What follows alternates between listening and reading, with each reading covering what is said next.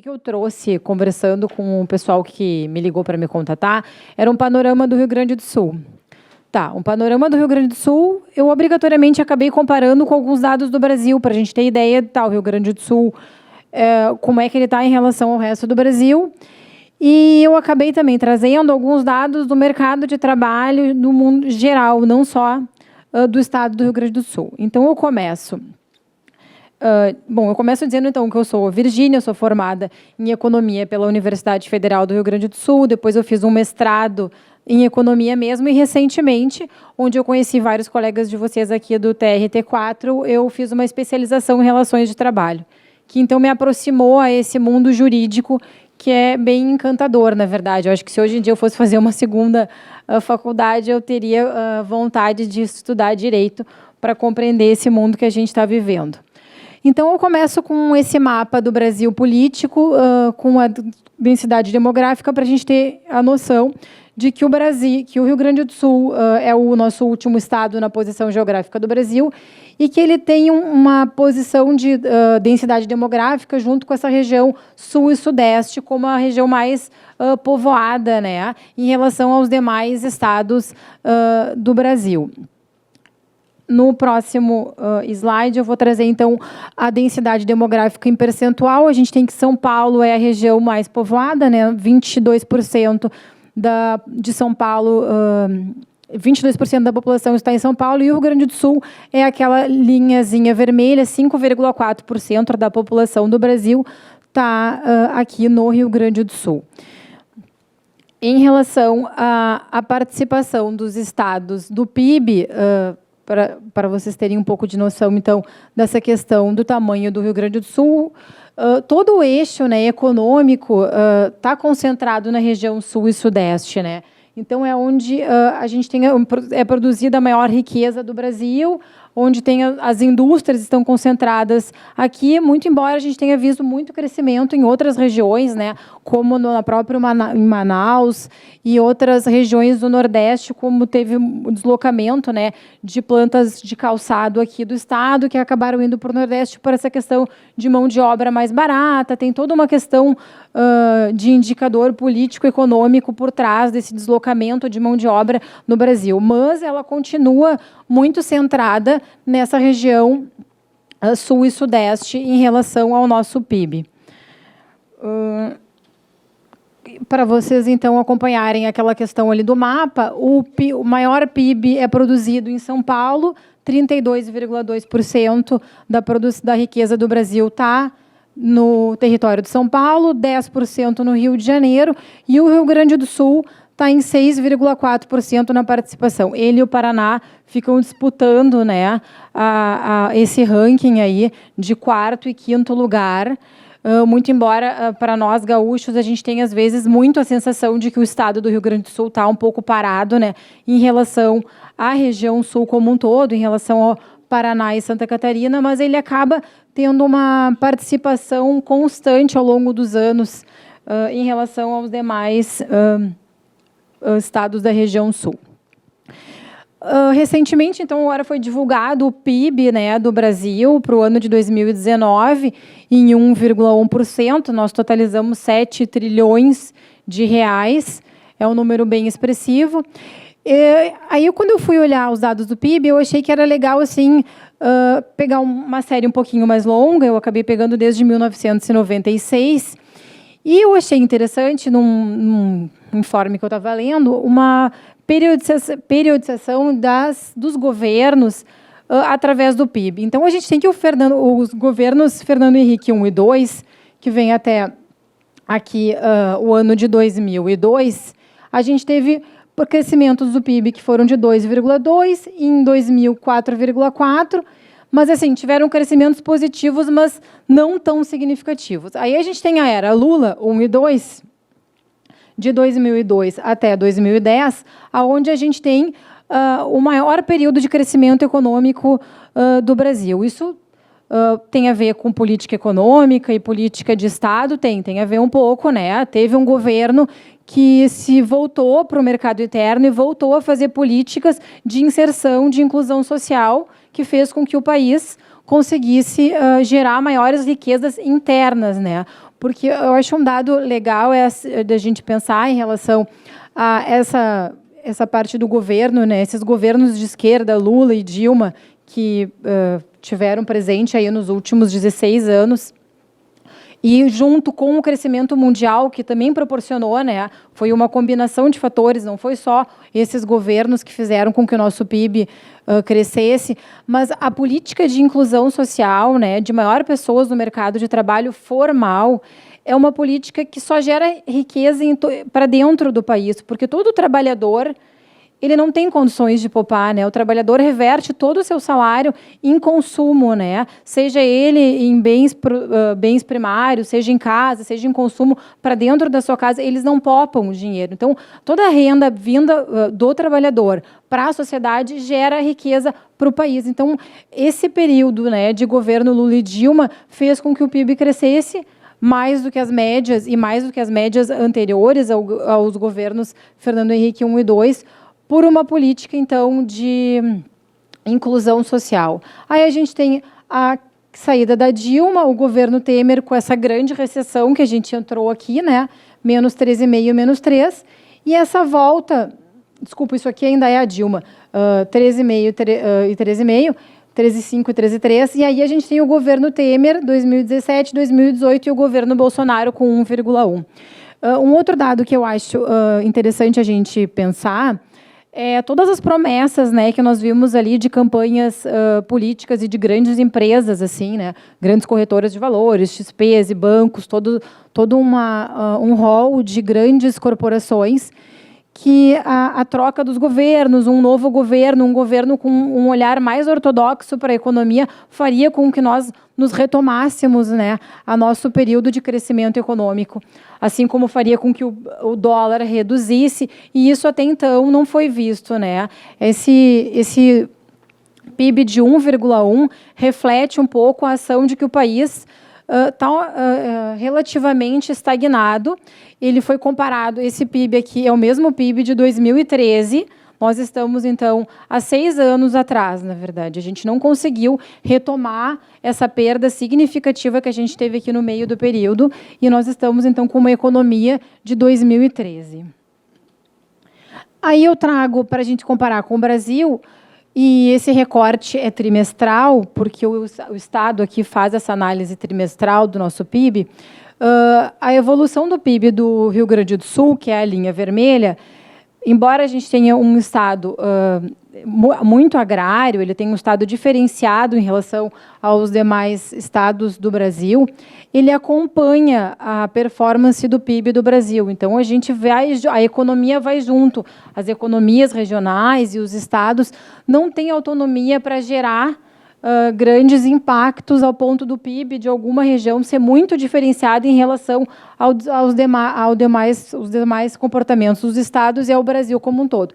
Então, aqui é só para contrastar que o Brasil e o Rio Grande do Sul caminham juntos em relação ao PIB, e aí o nosso grande buraco, né, a nossa grande recessão econômica aqui vivenciada, essa retomada, mas a gente retoma e permanece numa linha reta, sem muita perspectiva ou pouca tendência de uma retomada mais significativa para o ano de 2020.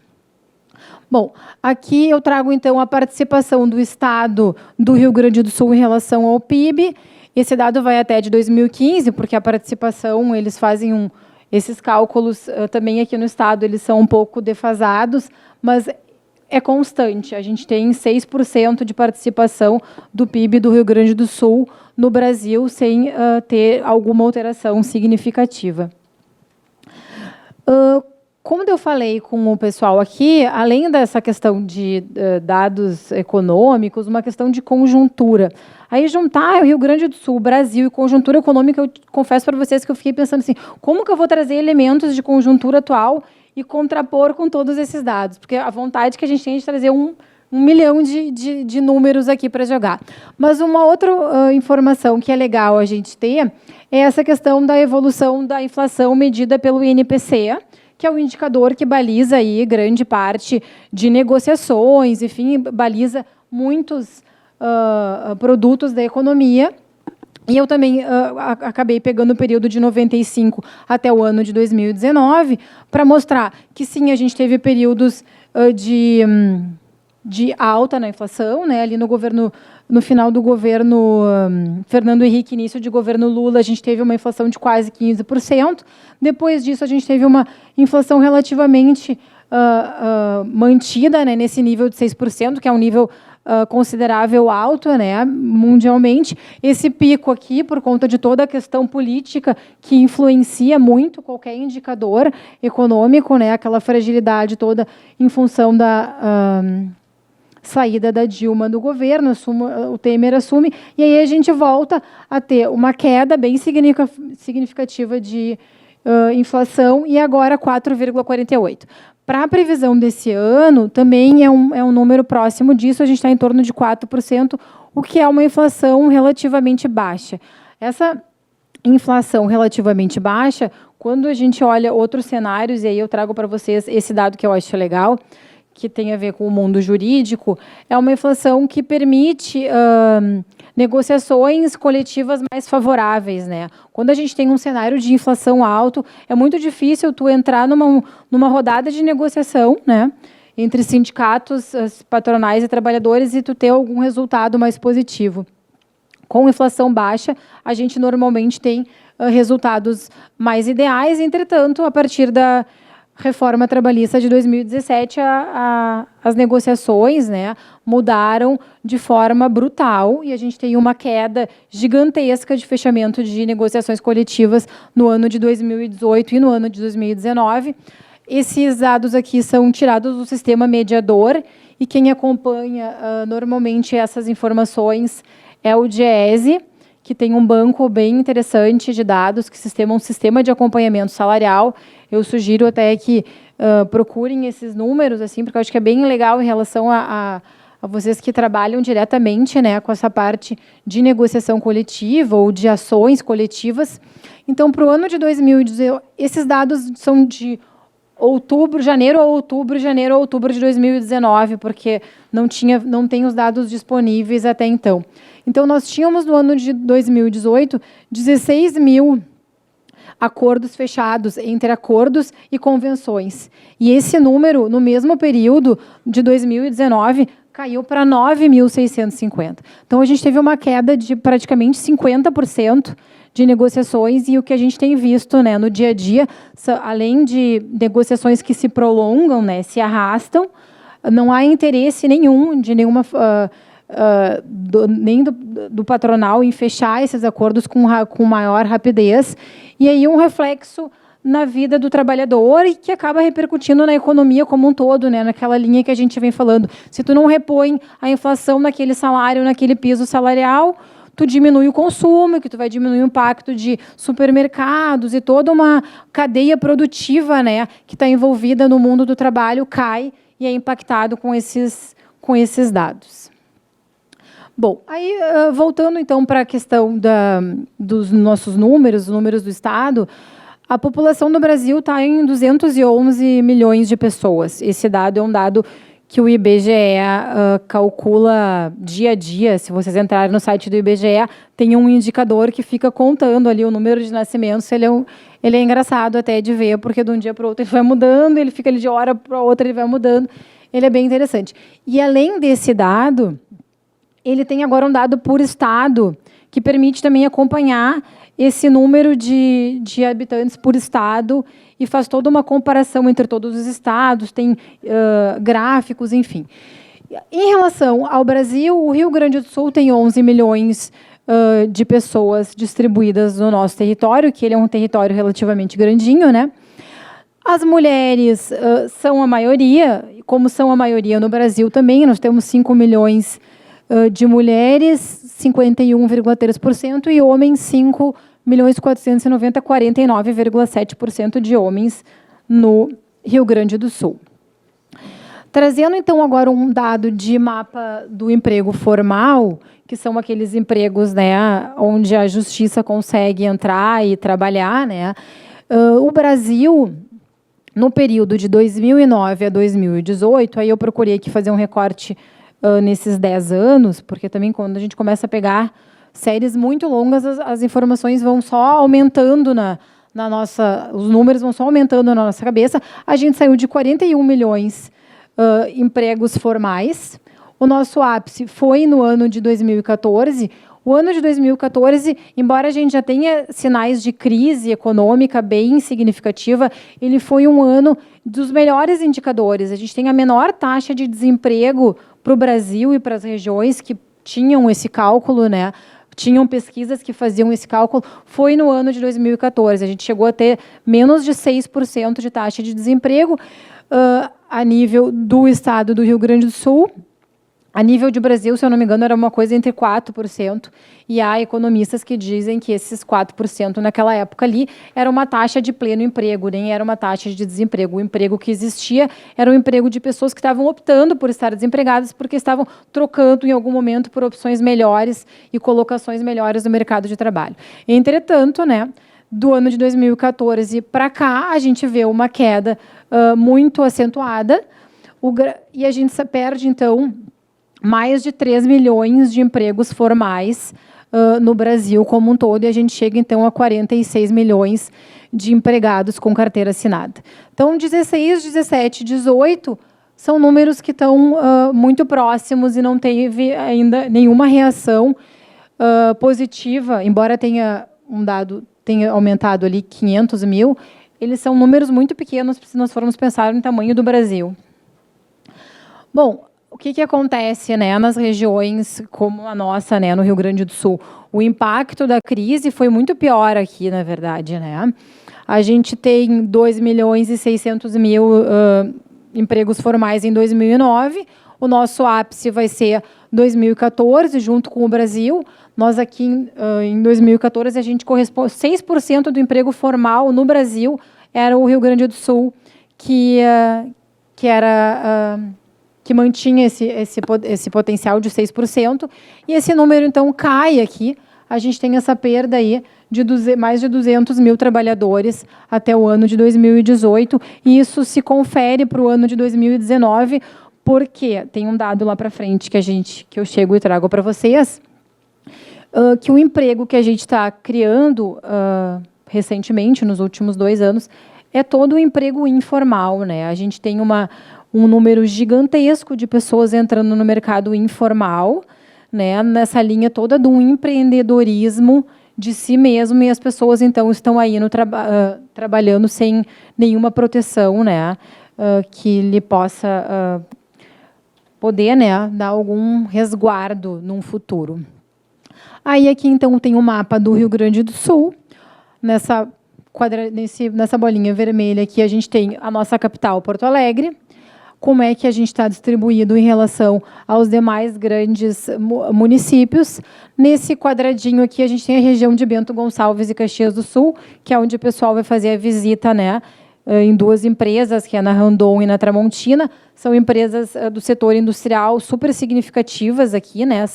A Tramontina tem mais de 110 anos, a Randon tem 70 anos, né, de tradição. São empresas familiares que fazem parte, assim, da tradição gaúcha, assim, que é aquela coisa de empresas de família, assim como a Gerdau e essas outras, como vocês vão visitar, que são hábitos, né, de gaúcho, passando empresas de pai para filho, mas são grandes empresas. E a Randon, quando eu fiquei sabendo que vocês iam visitar, saiu um dado recente da Randon que diz que ela, com toda essa crise econômica e com todo o coronavírus e a China, né, nessa confusão generalizada que está, e a crise vai impactar no Brasil e em todo o mundo, né, em relação a essa doença aí se proliferando. E a Randon está super bem, porque todo mundo que comprava da China, né, a Randon produz peças para indústrias. Todo mundo que comprava essas peças de indústrias da China estão diminuindo o consumo brutal, já vinham diminuindo no ano de 2019, e aí a Randon teve uma ascensão total dos seus lucros no ano de 2019 por conta, então, da crise de doença da China, né, do coronavírus. Então, assim, às vezes a crise acaba colocando outras pessoas, né, na vitrine, que é o caso da indústria aí do Rio Grande do Sul, que está despontando com uma exportação bem significativa em função da China. Aí eu apresento aqui o dado do Rio Grande do Sul também como um panorama de como nós estamos sendo divididos. Aqui, em 1994, se eu não me engano, no governo Olívio, foram criados conselhos regionais de desenvolvimento, e esses conselhos, que chamam os COREDs, esses conselhos tinham por objetivo, então, tem por objetivo, né, porque eu não sei, na verdade, nem se eles continuam sendo efetivamente, a gente anda tão remando contra um tsunami que eu não sei se as regiões estão tendo pernas, na verdade, para acompanhar, mas essas regiões serviam para ter acúmulos, né, capacitações locais, para pensar desenvolvimentos em cada uma das suas regiões dentro do Estado. O Estado do Rio Grande do Sul é formado, então, por 427 municípios. Então, a nossa população está distribuída nesses 427 municípios e distribuída de uma forma muito desigual, vamos dizer assim. Esse dado do Rio Grande do Sul é em relação a como é que o PIB aqui está distribuído, onde é que estão as cidades de maiores PIBs. Aqui, então, tem 427 quadradinhos aqui distribuídos.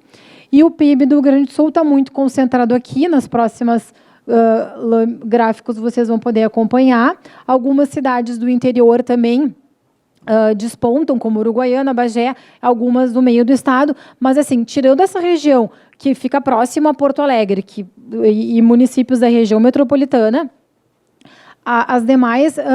os demais municípios e a demais regiões do Rio Grande do Sul são completamente agrárias. Assim, o estado do Rio Grande do Sul, embora tenha uma participação pequena na agricultura, em torno de 10%, o estado do Rio Grande do Sul é produtor de soja, arroz, gado para exportação. E o dado que aí eu levanto, que eu acho que é o ruim, que é nesse sentido que a falta de política industrial, de uma política industrial de Estado no Brasil, peca muito, e há anos eu não vi nunca, nesse meu período de economia, eu não vi um projeto de política de industrialização, ou de volta de uma industrialização que já teve há tempos atrás, porque acaba que a nossa produção agrícola é uma produção com um produto completamente primário. A gente não trata nada. A gente não consegue vender, exportar nada com valor agregado. Nós vendemos os grãos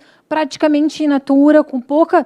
a gente não desenvolve capacidade, conhecimento científico em cima dessa produção agrícola para poder ter algum ganho lá na frente. Então, isso acaba nos prejudicando muito e faz com que a gente continue sendo um país atrasado, né, em relação às demais economias, aí, até as demais economias do nosso entorno, assim, né, próprio Argentina e Chile, com todos os problemas que ali estão, né. Aí, então, aqui eu trago o produto, o PIB, né, que eu já coloquei para vocês, ele está muito concentrado na região metropolitana, nessa região que vocês vão visitar, que é a região da Serra, porque tem além do polo industrial dessas empresas, tem um polo moveleiro muito grande, que tem muita exportação ali também, e as demais pinguinhos pincelados, assim, é praticamente a agroindústria no estado do Rio Grande do Sul.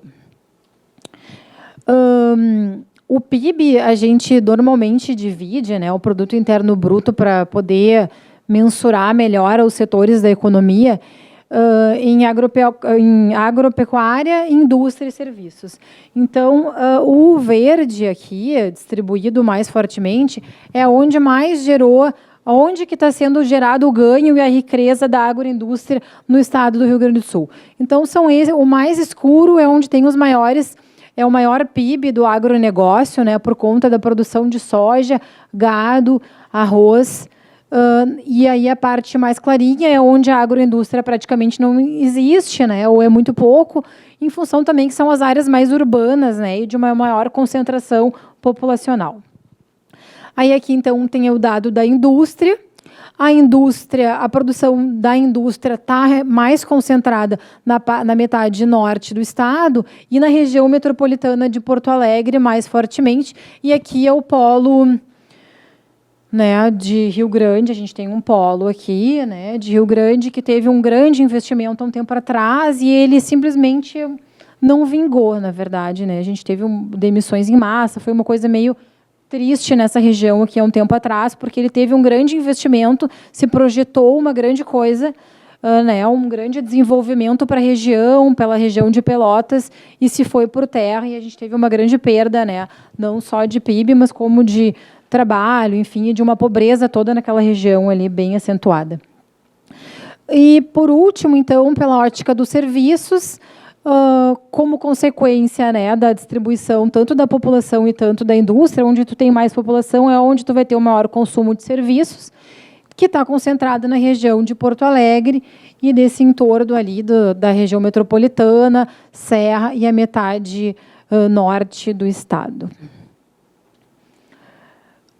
Como eu falei, né, o Rio Grande do Sul, para o ano de 2018, estava dividido desta forma: 9,4% do nosso PIB é agropecuária, 23,2% são a indústria e 67,4% é os serviços. Essa tabelinha aqui, o valor, estrutura do VAB pelo Rio Grande do Sul é o valor adicionado bruto, que é a mesma coisa que o PIB, tá? Por setor de atividade, nesse período de 2010 a 2015, eu trouxe mais no sentido de compreender essa questão que eu trouxe, né, dessa desindustrialização. E esse dado, eu trago o dado só do Rio Grande do Sul, porque ficar comparando o Rio Grande do Sul e o Brasil, eu acho que eu ficaria aqui até de tarde falando para vocês, assim, exaustivamente, ia ser uma grande...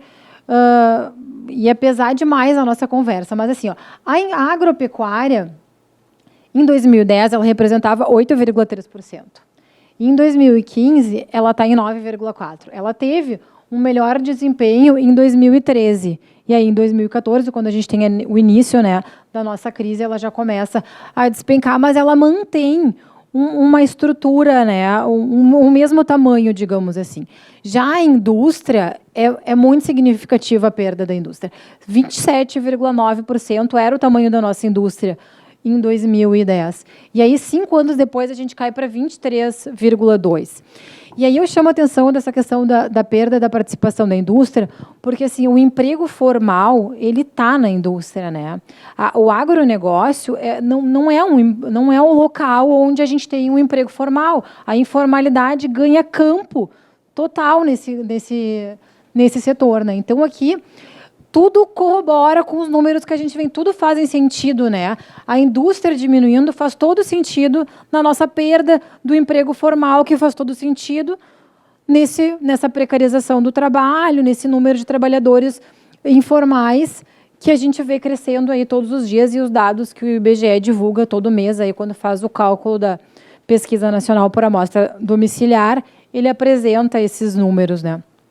E os serviços aumenta de 63,7% para 67,4%. É legal os serviços aumentar? Bom, até é legal, né? Porque os serviços abrangem, tem uma cadeia produtiva muito significativa. Mas o que acontece? Ele não é um setor que tu tem um desenvolvimento, tu não tem uma capacitação científica nesse setor, né? Então, assim, tu ter um país com um setor de serviços gigantesco é um país que não produz conhecimento. Ele importa tudo e aqui se vende através dos serviços. Então, eu acho que é um dado aqui a preocupar quando a gente olha, né, ou quando a gente pensa políticas de Estado para o futuro do Brasil. E aí, olhando os números, não tem sentido prestar atenção em toda essa tabela, mas assim, eu peguei só a questão do primeiro dado, que é como o estado do Rio Grande do Sul é um país extremamente agrário e exportador. Qual é o principal produto que a gente tem aqui que exporta? É a soja e derivados da soja, né? São 26% do que é produzido aqui, é a soja que é responsável e é exportado para o resto do mundo. E aí depois tem outros indicadores, que vai ser tabaco, e aí automóveis, que é o dado legal da questão da indústria, com todas as plantas que a gente vê por aí, né, GM e outras tantas, é 1,47%. Então, assim, se nós formos ver, entre tabaco e soja, a gente tem 36% da nossa exportação está concentrada no setor de agropecuária. E aí, para quem que nós exportamos isto, né? Para a China. Ou seja, né, o nosso PIB tende a ter um impacto, acredito eu, significativo esse ano por conta dessa questão aí, porque as negociações devem e as transações comerciais devem se comprometer ao longo do ano de 2020 por conta dessa crise toda, né, causada pelo coronavírus, que vai, de certa forma, nos atrapalhar barbaramente. E aí o terceiro país que entra, né, vai ser, nesse dado da agroindústria, vai ser a Argentina, e a importância das boas relações, né, dos países do Mercosul. Um outro dado que é legal em relação a panorama, né, de Brasil e Rio Grande do Sul, e uma pequena comparação, dentro da economia, a gente estuda o Índice de Desenvolvimento Humano, que é o IDH. E aí esse dado está defasado, né, 2010, por conta do censo demográfico. O nosso último censo foi em 2010. Agora, então, está sendo colocado na rua aí o nosso censo, que deve chegar em agosto na casa de todos nós para fazer essa contagem da população e todo um perfil de como é que é, né, a casa dos brasileiros, né? E aí a gente vai nos permitir a gente ter esses dados atualizados, porque uma vez que a gente não teve grana nesses últimos 10 anos aí, ou não teve interesse público e político em fazer essa recontagem da população, a gente tem um dado defasado, o que eu acredito que esse número não deve demorar, não deve mudar, e deve, inclusive, pode ser que ele tenha piorado, porque a melhora a gente não calculou, né? No meio do caminho a gente não tem essa conta aí. Então, o Brasil, o Rio Grande do Sul, nessa região norte, sudeste, aqui, centro-oeste, é onde a gente tem o melhor IDH, que vai ficar em torno de 0,7%, e o IDH médio, que é considerado, então, entre 0,6 e 0,7, vai ser essa região amarelinha aí, que é a região norte e nordeste. O IDH do Rio Grande do Sul é 0,76. O nosso estado tem um dado peculiar, que é em relação aos demais membros dos estados do Brasil, que é o seguinte: nós somos o primeiro estado que a gente vai ter vocês já ouviram falar em pirâmide etária, né? Possivelmente, onde a gente tem uma distribuição da população por idades. Eu não trouxe esse gráfico, mas agora me lembrou que eu acho que é legal trazer para vocês. Então, nós tínhamos uma pirâmide etária, onde, bem em forma de pirâmide, tanto o Brasil quanto o Rio Grande do Sul, com muitos nascimentos, uma idade média adulta média e uma ponta de idosos. O que deve acontecer? E o Rio Grande do Sul é o primeiro país a inverter é o primeiro estado a inverter essa pirâmide. A gente tem um crescimento muito grande de idosos. O nosso estado, onde tem a taxa de expectativa mais alta, é 78 anos para mulheres e 76 para homem, em relação aos demais estados do Brasil. Então, a nossa pirâmide etária vai virar. Nós não temos registrados nascimentos, as famílias têm sido cada vez menores, né? Os casais que montam famílias normalmente têm ficado com 1, 2 filhos. Os casais que têm 2 filhos estão só repondo, né, o seu número. E essa conta, né, não que eu estou aqui fazendo nenhuma defesa da reforma da Previdência por conta disso, mas assim, essa conta vai chegar, né, por conta de um aumento da população idosa. E o que mais vai lá na frente eu vou trazer, o dado que é interessante, é que essa população idosa, frente a um país pobre como é o nosso, em função de pensões, né, e aposentadorias baixas, essa população idosa volta para o mercado de trabalho, ou ela nem volta, ela não sai do mercado de trabalho. As pessoas se aposentam e têm que continuar trabalhando, porque, normalmente, essas pessoas, inclusive os avós hoje, que estão saindo ou estão se aposentando, eles continuam trabalhando, porque eles têm filhos, que têm alguns filhos, que têm netos, que dependem daquela estrutura que aquele avô ou que aquela avó conseguiu ao longo dos anos, e que os pais, hoje em dia, não estão tendo perspectivas de ter, porque os empregos que estão gerados para os pais desses jovens e adultos não tem uma garantia mínima para um futuro. Então, esses números tendem a nos preocupar. Com relação a essa questão de mercado de trabalho, a minha linha de pesquisa é mercado de trabalho. Eu não cheguei a comentar com vocês, mas eu trabalhei durante 18 anos no Diese. Então, eu fui economista do Diese durante 18 anos e, além de acompanhar várias negociações coletivas, o que eu achava sensacional, porque não existe nada mais divertido do que sentar numa mesa com, de um lado, todos os trabalhadores e sindicalistas, e eu fazia parte desse lado, e do outro lado, os patronais, né, cada um com as suas armas nas mãos, né, para iniciar a batalha. E nós, então, trazíamos dados, eles traziam os dados e assim se chegava a acordos positivos ou negativos, né, a batalha era vencida ou não. E isso é muito interessante. Eu gostei muito de ter trabalhado com isso. E, ao longo do meu período no Diese, além de eu ter acompanhado negociações e conjuntura econômica, nos meus últimos 6, 7 anos, eu trabalhei na PED, que é a Pesquisa de Emprego e Desemprego. A PED é uma dor eu trazer essa informação para vocês, porque era a pesquisa mais antiga de mercado de trabalho que existia a nível de Brasil, porque tinha um dado metropolitano, e a nível do estado do Rio Grande do Sul. A gente tinha uma série de 25 anos que permitia, então, nós compararmos o que aconteceu com o mercado de trabalho ao longo todo desse período. E o que aconteceu em 2 anos atrás, o governo estadual terminou com a pesquisa. Não viu interesse em continuar, assim como o governo federal também não viu, porque era uma parceria governos federais e estaduais a pesquisa. Então, assim, a carência de informações, num primeiro momento, parece que não tem problema nenhum. Assim, quando a gente olha, terminou uma pesquisa, ninguém se dá conta do impacto que é o fim daquela informação. Mas a riqueza de informações que uma pesquisa de emprego e desemprego produz para uma região, para ações de políticas públicas, é imensurável. Então, como nós perdemos o dado do Diese, que fazia, e o Diese, então, fazia o cálculo da PED, assim como fazia o cálculo da nossa PED aqui de Porto Alegre. Eu poderia estar trazendo, então, dados para vocês da região de Porto Alegre e não posso. Então, eu trago dados do Brasil e aí eu saliento com uma coisa. Em 2012, o IBGE reformulou os dados da PNAD contínua. Então, ele mudou a metodologia. O que acontece quando a gente mexe a metodologia de uma pesquisa? Ela perde o encadeamento. Então, a gente não tem uma série histórica de dados, nem do Brasil, nem no IBGE, que é um super órgão, a produção de informações e a riqueza que o IBGE distribui de informações é tão grande, mas a gente não tem dados que permita a gente comparar com uma série mais antiga de informações.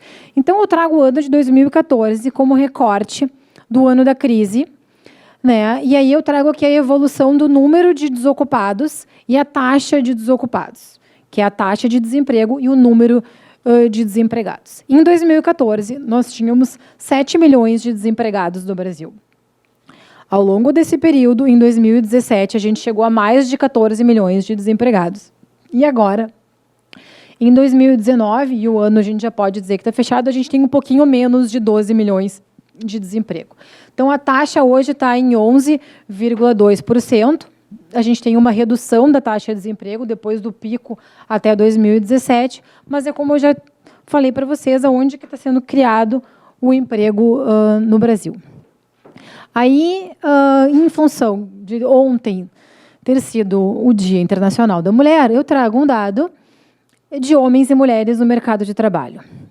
Sim, as mulheres são maioria no desemprego, né? São maioria em todas as coisas, digamos assim, né? Além de ser a maioria na população, a gente é a maioria no desemprego também. Então, em 2014, a gente tinha que as mulheres eram em torno de 13,8 milhões de desempregados. Ela aumenta muito conjuntamente com os homens. E o que eu trago de dado, que eu acho que é legal trazer aqui, é que a crise, ela, num primeiro momento, e esse dado dá para ver, ela impactou mais fortemente os homens.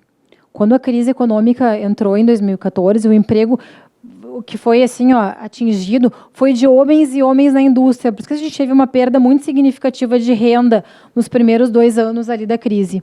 E as mulheres se mantiveram durante esse período. Entretanto, com o tempo, isso mudou.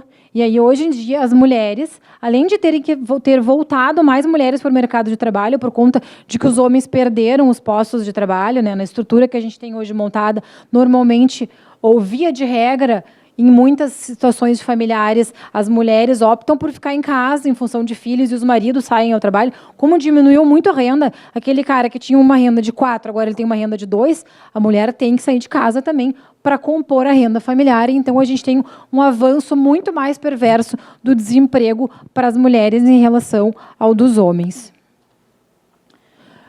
E aí eu trago aqui, então, a diferença entre homens e mulheres em pontos percentuais, e essa diferença é essa linha preta, que ela só aumenta. Ó. Ela teve muito menor a diferença de desemprego entre eles, e aqui ela tem um deslocamento muito mais significativo. Bom, o que eu vinha falando da questão da pirâmide etária, esse dado também é Brasil. A gente tem, então, o aumento da participação do grupo de 60 anos e mais nos desempregados. Isso quer dizer, então, que os nossos idosos estão indo para a rua e não estão encontrando emprego. E aí, a gente está em torno de 5 milhões de 5 milhões, não, em torno de 500 mil idosos que não encontram emprego. Então, eu fico pensando assim, será que o Brasil, né, no meio desse caos que a gente está vivendo, porque eu acho que a gente está numa bagunça tão grande, existem pessoas ou existem governos que sejam preocupados em pensar em empregos para essa população idosa que vai voltar para o mercado de trabalho? Ele não vai poder trabalhar as mesmas 44 horas que uma pessoa de 20 anos, ele não vai poder ir para uma indústria carregar peso como uma pessoa de 20 anos, assim, que tipo de emprego está sendo pensado para essas pessoas que estão voltando para o mercado de trabalho? Então, são ações públicas que a gente precisa de uma mobilização muito maior, né, de governos, né, e de ações conjuntas para pensar num projeto de nação e não de projetos políticos partidários, né, que entra um partido e aí acaba com o que aquele partido fez, e aí entra o outro e termina. Não existe um projeto que a gente consiga levar o Brasil para uma plataforma assim, de um crescimento sustentável, de uma retomada de uma volta de algum crescimento. E aqui, então, o dado em relação à raça e cor, né, a gente tem o desemprego dos pardos, que é a linha roxa, uma elevação muito significativa até o ano de 2017, e aí eles estão surfando nessa mesma onda ali de desempregados, e os negros, que tem esse deslocamento também, onde tem a maior taxa de desemprego é na população negra em relação às demais. Por último, eu já estou terminando, esse dado é um dado do semestre de 2019, onde eu trago aonde que está sendo criado, né, os empregos no Brasil. Trabalhador familiar auxiliar, aqui é distribuído por trabalhador familiar, conta própria, empregador, trabalho doméstico, emprego no setor público com carteira, sem carteira e o setor privado. O conta própria, só no ano de 2019, no primeiro semestre, teve um crescimento de 1 milhão de empregos dos conta própria. Junto com conta própria, outro dado importante é o emprego do setor privado sem carteira, 500 mil pessoas. Então, nós estamos falando que o ano passado, no primeiro semestre, esse dado não está consolidado para o ano de 2019, o IBGE fechado, o IBGE ainda não divulgou, a gente tem mais de 1,5 milhão de empregos gerados através do conta própria e do emprego sem carteira. A quem está interessando esse crescimento ou essa retomada, né, de desempenho econômico através desse tipo de indicador. E aí, por último, deixa eu trazer aqui, eu não vou nem me adentrar nesses dados, mas quem quiser e gostaria de se aprofundar, o Diese lançou a semana passada esses infográficos, né, que agora está na moda a gente falar, eles são todos assim explicadinhos, assim, que são os dados em relação à desigualdade feminina no mercado de trabalho, né? Esse dado é um dado do Brasil. As mulheres, realmente, a média da população, elas ganham muito menos do que os homens. A média dos homens é R$ 2.500, as mulheres é R$ 1.958, o salário médio delas. Elas ganham, então, 22% a menos do que os homens. Um dado legal que o IBGE lançou agora é em relação de afazeres domésticos. Essa informação é sensacional. Os homens gastam 10 horas e 54 minutos de horas semanais dedicadas às tarefas domésticas e as mulheres 21 horas por semana. Então, assim, é um número bem assustador, né, gente? A gente não é uma... Todo mundo fica meio, né? É um dado engraçado, porque é a realidade de todo mundo, na verdade, né? Eu acho que não tem mulher que não se enxergue nessa informação. Assim, acho que são poucas as mulheres que não se enxergam. E, assim, tem que ter alguma coisa, né, que contraponha esses números, assim. A gente precisa que isso diminui, que essa casinha fique igual, pelo menos, né, em algum momento, né, para os nossos filhos. Esse indicador tem que mudar. Bom, em relação, então, a um outro dado legal, que é essa questão de falta de creche, né? E aí vai na linha das políticas públicas, né, femininas. Eu vejo que eu acompanho também as negociações do setor da saúde, e eu tento muito trazer esse dado da saúde, porque o setor da saúde é um setor genuinamente feminino, né? Bom, a gente consegue pedir alguma coisa que impacte nas mulheres, que as mulheres consigam sair para trabalhar tranquilas, sabendo que os filhos vão estar numa creche, que eles vão comer, porque assim, ó, tá aí o impacto, elas não têm onde deixar. Muitas mulheres não têm como trabalhar, porque não têm onde deixar os filhos. Então, elas ficam cuidando de outros filhos, e aí aquela que trabalha... A realidade da periferia e da população que não tem, né, não só grau de instrução maior, mas assim, esse pessoal de baixa renda mesmo, a situação de vida deles é muito complicada, gente. Eu, quando participei da pesquisa, a gente faz um mapeamento de todos os bairros aqui em Porto Alegre. Eu tive numa vila aqui, atrás do Barra. O nome da vila tem um nome bacana da vila, mas assim, o nome é Sanga da Morte, porque no meio da vila passou um córrego completamente podre, entendeu? Poluidíssimo. E as crianças caminham e ficam sentadas, crianças bebês, assim, crianças de um ano e meio, ficam sentadas do lado disso. Então, assim, a realidade é muito impactante. Aí, eu conversando sobre se essa mulher trabalhava, não trabalhava, como é que era a condição dela naquele domicílio, né? Porque é assim que a gente faz a pesquisa. E aí ela me diz assim, agora eu não consigo trabalhar, estou desempregada, não consigo trabalhar, e aí eu cuido dos filhos das outras empregadas domésticas que trabalham. E aí, num primeiro momento, ela achou que eu era alguém da prefeitura que estava vindo multá-la. Aí eu fui conversar, que eu não era alguém da prefeitura, que eu estava ali fazendo uma contagem, e que eu queria saber de como eram as condições dela naquela casa. E aí, então, a moça resolveu me contar, né, uma pobreza, um chão... O chão era chão batido. Aqui, gente, do lado do Barra, 2 quadras do Barra, o Barra é um shopping de classe alta aqui de Porto Alegre. Assim, isso é muito próximo do shopping, essa realidade. E aí a moça me diz assim, não, aqui é muito complicado, porque a gente só tem água e tudo gato, né? Não existe assim uma ligação direta de água, de luz, nada. Então, assim, a gente só tem água aqui umas 3 da manhã. E aí, assim, quando a gente não está morta de cansado, a gente toma banho, né? Senão a gente não toma banho.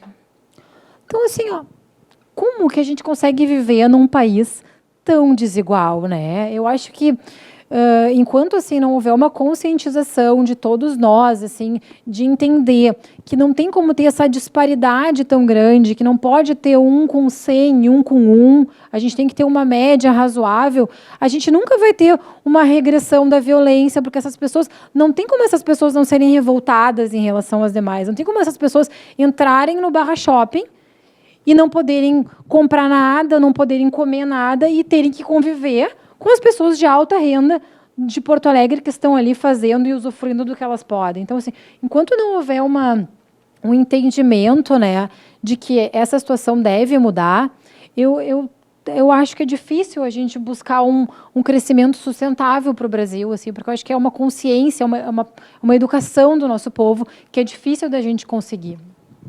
E aí, então, a gente tem o dado das mulheres aqui no Sul, em relação à nossa região. O trabalho formal delas, a proporção de mulheres ocupadas com carteira assinada no Rio Grande do Sul é menor que em relação aos demais estados, 53,6%. Santa Catarina, por incrível que pareça, é um estado que está muito à frente do nosso. O Rio Grande do Sul, em relação a Santa Catarina, ele perdeu muito a participação. A indústria é muito forte. A gente tem uma indústria de TI no estado de Santa Catarina muito pujante. E eles estão super bem. E nós, assim, ó, correndo atrás do rabo. Em relação à previdência social, a gente tem no Rio Grande do Sul 27,6% das mulheres não contribuem com a previdência aqui no estado. Então, que futuro, né, a gente pensa que a gente vai ter nessas condições desiguais que estão dadas, né, para a nossa população. E eu acho que essa é a meu último dado.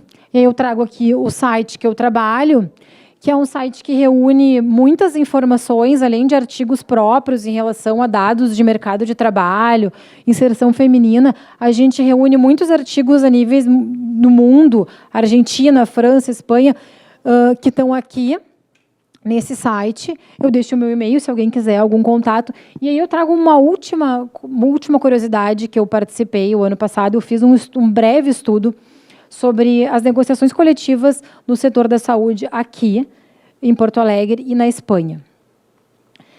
Primeiro lugar, que no acordo coletivo da Espanha, estão lá dispostos todos os salários. Vocês imaginem aqui o Hospital Moinhos de Vento apresentar um acordo coletivo de trabalho com o salário do diretor, dos médicos, assim, diretor, auxiliar de enfermagem, isso não existe, né? E na Espanha, sim, isso existe. O diretor da Espanha está lá quantos euros o cara ganha, quantos euros ganha a servente na Espanha. E aí, a servente, o ascensorista, a pessoa da limpeza, o auxiliar técnico da Espanha, ganha, sim, 5 vezes, 6 vezes menos do que o médico, do que o diretor. E aqui, né, eu nem saberia mensurar quanto que um diretor de um hospital do porte desses, assim, de grande porte aqui no Rio Grande do Sul ganha em relação a um auxiliar de enfermagem que ganha R$ 1.300 para fazer tudo o que ele faz, ou uma pessoa da limpeza, né, que é a pessoa mais desvalorizada, né, dentro de uma instituição. As pessoas passam pelas pessoas da limpeza como se plantas fossem e sequer têm noção. Então, essa disparidade de salário é uma coisa que me chama muito a atenção, assim, e eu penso que não é muito difícil a gente pensar num futuro sem pensar numa reestruturação de educação e de pensamento e de valorização de todas as atividades, porque é tão importante o lixeiro quanto o médico, né? A gente não pode viver acumulada de lixo, a gente precisa dos médicos, e assim como nós precisamos de todas as ocupações que aí estão distribuídas.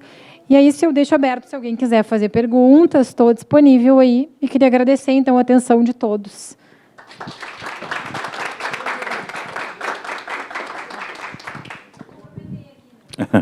Não, então, assim, professora, eu me recordo que, à época, nós tínhamos um dado que, me corrija, do dinheiro circulante na nossa economia, 60% provinham de salários. Algo assim, né? Precisamente, eu não sei, mas é algo nesse sentido. O empregador, ele tem uma sedução que a gente compreende quando olha a tabela de custos dele, que a mão de obra é um elemento super importante, né? E relevante. Porém, o que nós, à época, lá na Matra, a gente tentava advertir aos empregadores é que o seguinte: se você faz uma proposta de reforma que você reduz salário, talvez, num primeiro momento, na sua folha de pagamento diminua, porém, você tem um público consumidor que é empregado de outras pessoas que estão pensando que nem você. Uhum. Ou seja, você está matando o seu consumidor, ou está pelo menos diminuindo a capacidade de compra dele. E isso não necessariamente é algo positivo, economicamente falando. Mas, quando a gente apresenta esse dado, normalmente as pessoas dizem que eu estou chutando, porque eu não tenho a informação técnica suficiente para comprovar isso. Aí eu queria perguntar para a senhora, é algo nesse sentido mesmo, talvez, que esteja acontecendo no Brasil? Claro que tem outros elementos, mas nós temos uma queda de salários ali no gráfico das normas coletivas, ali ficou bem evidente isso, né? O número de salários vem diminuindo e, portanto, como é que a gente sai da crise tendo salários mais baixos? Como é que a gente faz as pessoas consumir nessa circunstância?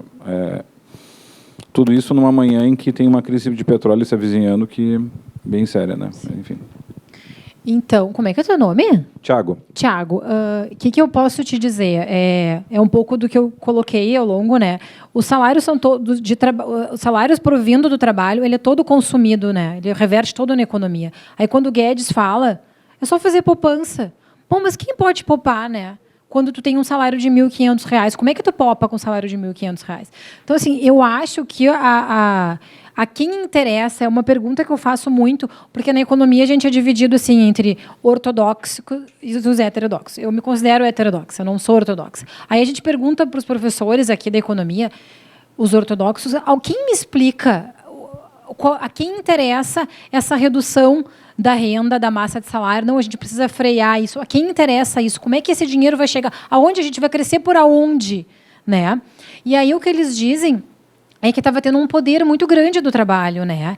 E, bom, não era um poder muito grande, mas a gente estava tentando buscar uma maior justiça entre as partes, né? Que é quando a gente viu o crescimento da massa salarial e a queda do desemprego. Agora, eles não sabem nos dar essa resposta, porque a gente acha que um investimento, para ele retornar, o investimento privado, ele não acontece, ele acontece muito timidamente. Se nós formos ver o último dado do PIB aí, ele tem que o investimento privado ele cresceu, mas é completamente marginal esse crescimento.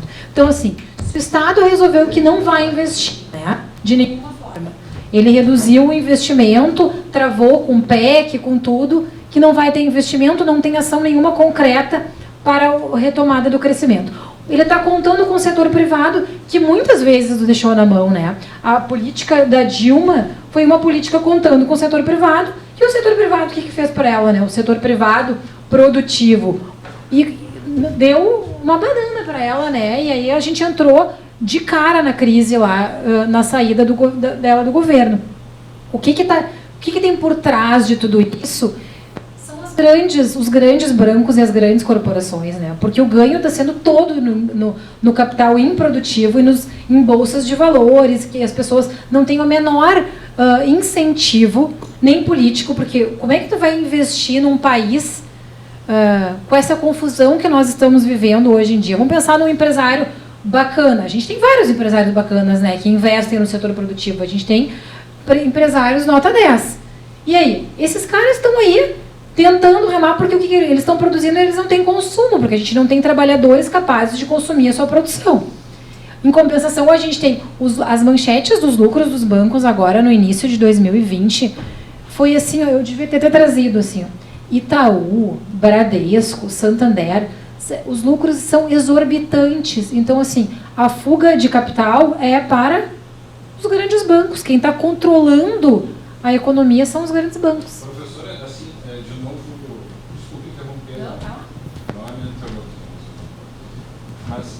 Tinha uma segunda parte do argumento que a gente usava aqui na questão da reforma trabalhista, que era a seguinte: isso era não é à toa, é de caso pensado. Por quê? Porque o que acontece quando a gente concentra a renda?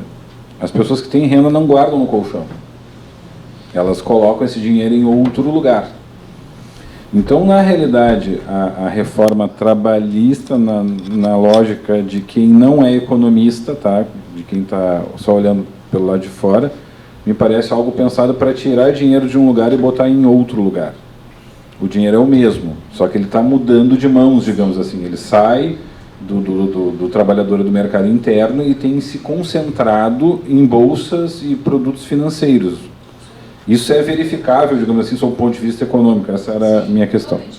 Totalmente verificável. A gente vê cada vez mais grandes grupos sendo detentores dos maiores setores. E aí, normalmente, assim, um grande banco é dono de vários outros setores produtivos. Então, quando tu não ganha aqui, tu não ganha na empresa, na produção, no chão de fábrica, tu está ganhando no banco. Né? As empresas todas grandes, se nós olharmos aqui, as lojas Renner é um banco já, né? E era uma loja que nós tínhamos assim como uma grande loja gaúcha, né? Daquela empresa.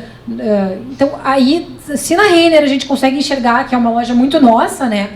O banco Renner, aí a gente replica para o mundo e pronto, e a gente perde o controle total de uma política de investimento em produção produtivo, não tem interesse. E eu vou além de não ter interesse, que é assim, eu acho que quando tu tem um país, no caso bem específico do nosso, assim, embora o avanço, né, do liberalismo, o avanço dessa redução do poder, do trabalho, o avanço de tudo isso, é um avanço geral, né? Ele não é específico do Brasil. No Brasil foi radical, mas assim, reformas trabalhistas existiram já por N países da Europa, mas não com a magnitude e com a perversividade que aqui foi colocada. Existiram, ao longo dos 5, 6 anos, assim, várias reformas bem importantes, que tiraram poder de trabalho, enfim, mas nunca dessa forma. Se nós formos olhar essa questão do trabalho pela OIT, a OIT, o ano passado, fez 100 anos, né? Ao longo desses 100 anos da OIT, ela teve um super crescimento até a década de 60, 70, supervalorização. O que aconteceu com a OIT? E ela era chamada, né, para grandes conflitos. Os países, era bacana participar das convenções e seguir as recomendações da OIT.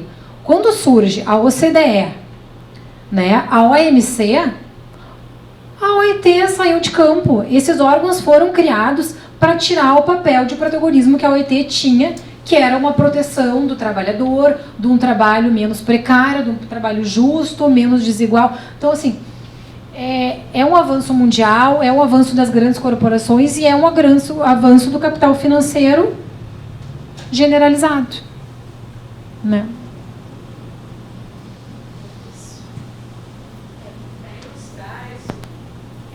Todo esse comentário, ano passado nós fizemos um curso da Unicamp de economia, o Dr. Ricardo foi lá em Campinas e nós tivemos em Manaus. E eu lembro que o professor mencionou um caso de um amigo dele que tinha uma empresa familiar, né, que ele passou de pai para filho, sempre se esforçando, e o filho dele também estudou administração para continuar os negócios da empresa. Mas o filho chegou para ele e falou assim, mostrando estudos e tal, papai, se o senhor vender a empresa e aplicar no mercado, a gente vai lucrar muito mais do que manter a empresa aberta. Então é bem isso, o empresariado, ele não está com o incentivo de investir, mas se ele não investir, ele não vai gerar, né, os recursos para a economia voltar. Então ele está olhando o lado dele, o dinheiro dele está aplicado e ele ganhando. E toda a roda não roda, né? Porque não acontece.